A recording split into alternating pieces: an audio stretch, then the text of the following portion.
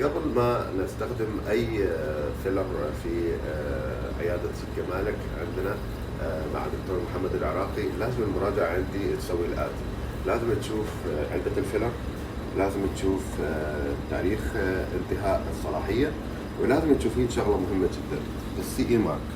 كل المنتجات عندنا واخدة السي اي مارك.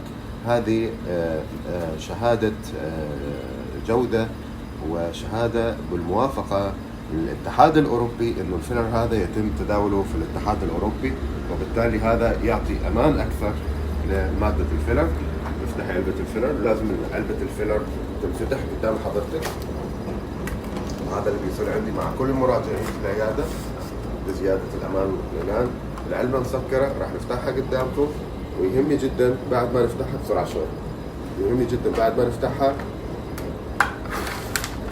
ونطلع الإبرة، لازم تحطين الإبرة على إيدك وتتأكدين إنها طالعة من الثلاجة، إذا هي متخزنة داخل الثلاجة مو خارج الثلاجة، وبالتالي الفيلر راح يعيش أكثر. لأن إذا تم تخزين الفيلر في درجة حرارة أكثر من 20 درجة مئوية، هذا راح يؤدي إن الفيلر وارد ما يعيش بوجهك كثير.